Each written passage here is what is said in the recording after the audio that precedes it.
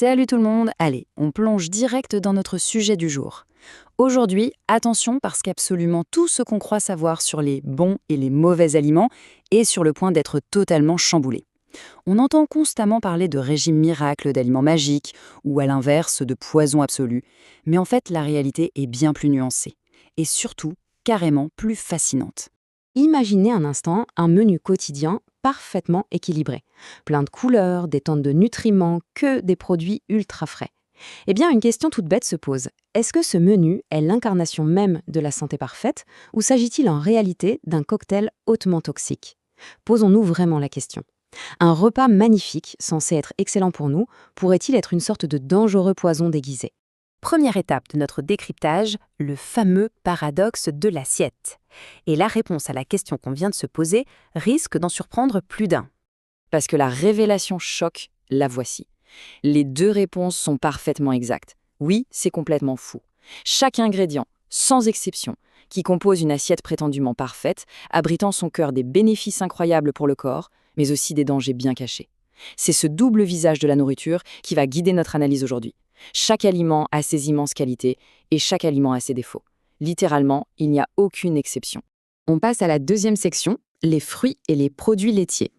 Et pour bien comprendre, on va décortiquer quelques grands classiques du petit déjeuner. On commence avec la banane et le fromage blanc. Prenons la banane. Franchement, on l'adore. Mais c'est quoi son gros défaut? Eh bien, elle contient près de 4 fois plus de sucre qu'une fraise à quantité égale. C'est énorme. C'est un fruit qui est extrêmement calorique et qui peut, à lui tout seul, faire grimper en flèche la glycémie, c'est-à-dire le taux de sucre dans le sang. Et ce sucre, si le corps ne l'utilise pas dans la foulée, le foie va gentiment le transformer en gras. Vu comme ça, sur le papier, c'est pas terrible. Mais attendez, on va pas la jeter pour autant. La banane a aussi un véritable super pouvoir caché. Elle contient ce qu'on appelle de l'amidon résistant. C'est un glucide assez rare pour un fruit et sa propriété fantastique, c'est de nourrir les bonnes bactéries de notre microbiote intestinal. Et on le sait, sans un microbiote en pleine forme, l'immunité s'effondre et la digestion devient un cauchemar. En plus de ça, elle nous apporte des fibres essentielles et du tryptophane. C'est un acide aminé crucial pour fabriquer la sérotonine, la fameuse hormone du bonheur qui nous aide à nous détendre et à bien dormir. Et voilà, ça illustre brillamment notre fameux paradoxe. D'un côté, on a de l'énergie rapide, un soutien au microbiote et un vrai boost pour le moral. De l'autre, une explosion de calories et des pics de glycémie.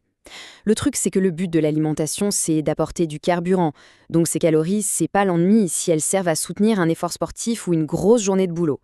Bref, la banane n'est pas parfaite. C'est un aliment imparfait qui demande juste à être consommé intelligemment plutôt que d'être banni de nos cuisines.